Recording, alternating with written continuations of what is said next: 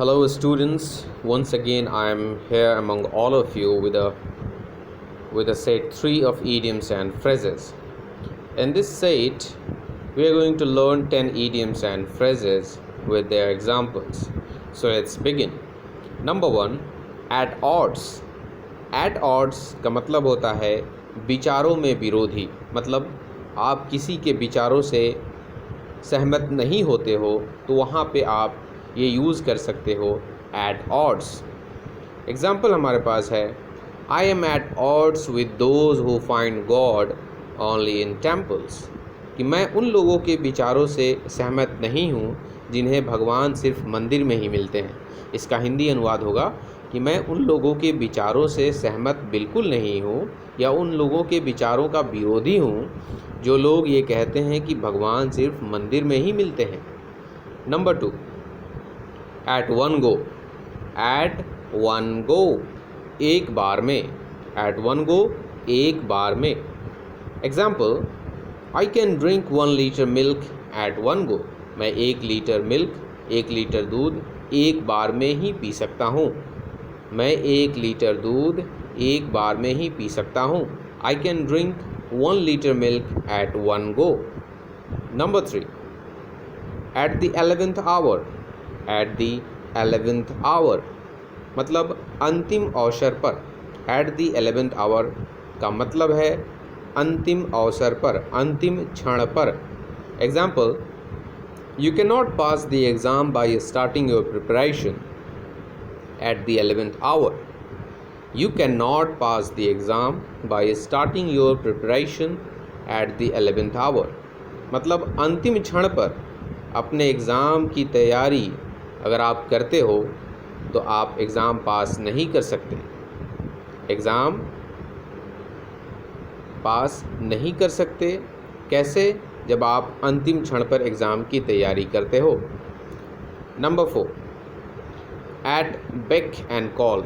This is very interesting. At beck and called मतलब सेवा में हाजिर होना। एट बेक एंड कॉल, सेवा में हाजिर होना। मैनी साइकोफैंस। अब देखो, साइकोफैंस मीन्स होता है चापलूस लोग, जो कि दूसरों की चापलूसी करते हैं, जी हजूरी करते हैं, उन्हें कहा जाता है साइकोफैंस।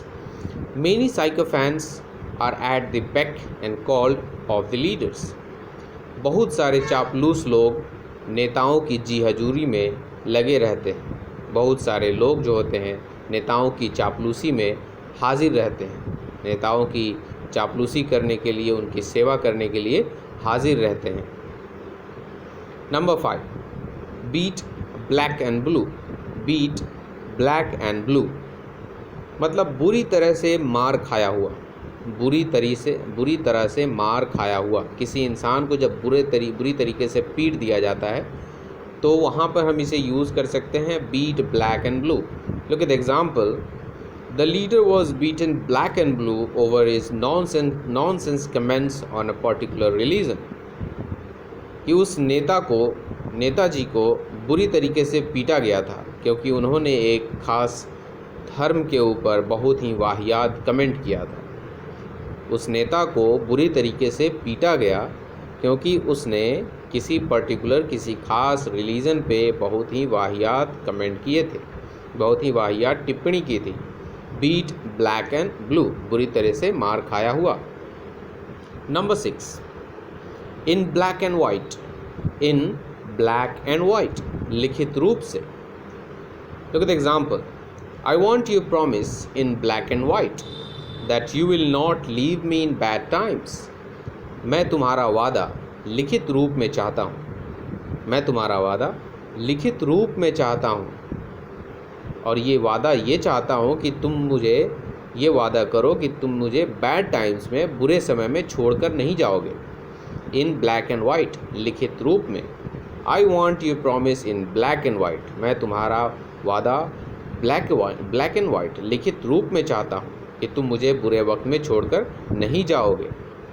Number 7, bad blood. Bad blood पुरानी दुश्मनी। बैड ब्लड पुरानी दुश्मनी। Look at the example. There is a bad blood between India and Pakistan. India और पाकिस्तान के बीच पुरानी दुश्मनी है। bad blood, पुरानी दुश्मनी. There is a bad blood between India and Pakistan. Number 8, bad hats. Bad hats, दुष्ट व्यक्ति मतलब बुरा आदमी जो जानबूझकर परेशानी पैदा करता है, जो जानबूझकर सिचुएशन को वर्स बनाने का काम करता है. That is called bad hats. Example, if you have bad hats in your class, it will never run smoothly. अगर आपके क्लास में बुरे बच्चे हैं या बुरे लोग हैं, दुष्ट बच्चे हैं, दुष्ट लोग हैं, तो आपका क्लास कभी भी स्मूथली रन नहीं करेगा, आपका क्लास कभी भी अच्छे से नहीं जाएगा.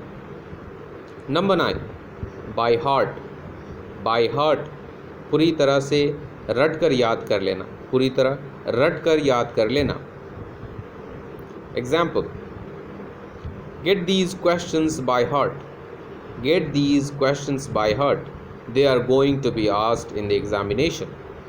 इन सवालों को रट कर याद कर लो, इन सवालों को पूरी तरह से रट कर याद कर लो, ये सवाल एग्ज़ाम्स में पूछे जाने वाले हैं. Get these questions by heart. They are going to be asked in the examination. Number 10, by hook or by crook. By hook or by crook, सही या गलत किसी भी तरीके से. बाय हुक और बाय क्रूक, सही या गलत किसी भी तरीके से. So you can see that there is no example given for the idiom of phrase number 10 and this has been left for you. ये आपके लिए छोड़ा गया है. Now it's your duty that go to the comment section and give example using the idiom number 10.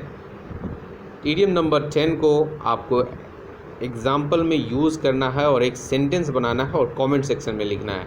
This has been left for ये, और ये आपके लिए छोड़ा गया है. Right. So see you in the set number 4 of idiom and phrases. Till then take good care of your self. Bye bye.